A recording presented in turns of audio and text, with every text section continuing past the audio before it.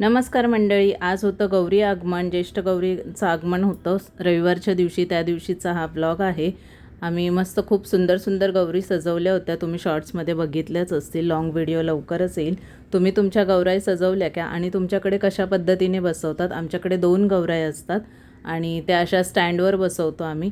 खूप सुंदर दिसतात त्या पूर्ण तयार झाल्यानंतर. तुम्ही तुमच्या गौराई कशा सजवल्या आणि गौराई सजवताना अजून काही टिप्स असतील तर माझ्याबरोबर नक्की शेअर करा. मी जरी हे तुम्हाला फास्ट फॉरवर्ड करून 2-2.5 मिनटामध्ये दाखवत असली तरी हे करण्यामध्ये माझा अर्धा दिवस गेला होता.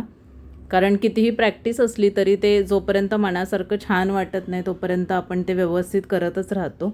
आणि खूप मस्त झाल्या होत्या आमच्या गौराई. तुम्ही शॉर्ट्समध्ये बघितल्याच असतील.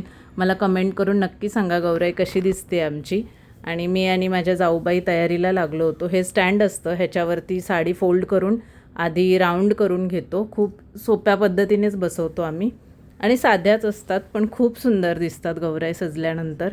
आणि त्याच्यानंतर भरपूर अशा निऱ्या करून घेतो. त्या निऱ्या खूप वेळ लागतो एकसारख्या करून घ्यायला आणि असं प्रेस केल्यासारख्या छान बसवायला लागतात त्या, तरच त्या गौराईला छान दिसतात. आणि ते झाल्यानंतर गौराई आतमध्ये घेतल्या, त्यांचं मस्त असं औक्षण करून त्यांना घरात घेतलं. मी तरी हे गेली 15 वर्ष करते. त्याच्या आधीपासून हे सासूबाई वगैरे सगळे करतात आणि खूप छान वाटतं गौराई घरी आल्यानंतर. असं वाटतं की खरंच ह्या घरची लेक आली आहे आणि तिचे लाड पुरवतो आहे आपण आणि खूप मस्त वाटतं. अशा प्रकारे आम्ही वरतीच बसवतो. बाप्पाच्या दोन्ही बाजूला 2 गौराई असतात. त्यांना सगळी ज्वेलरी, त्यांचा सगळा शृंगार करून घेतो मस्तपैकी. त्यांना नथ घालण्यापासून, गजरा घालण्यापासून, काजळ लावण्यापासून सगळं केलं जातं. आणि त्याच्याहीपेक्षा महत्त्वाचं म्हणजे त्यांच्या आवडीचं जेवण केलं जातं.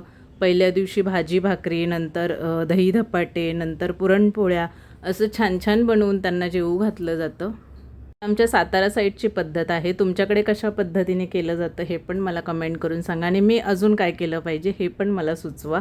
ही अशी मस्त ज्वेलरी घातल्यानंतर, कंबरपट्टा घातल्यानंतर गौराई खूप सुंदर दिसत होती. आणि हो, गौराईंची दृष्टसुद्धा काढली जाते.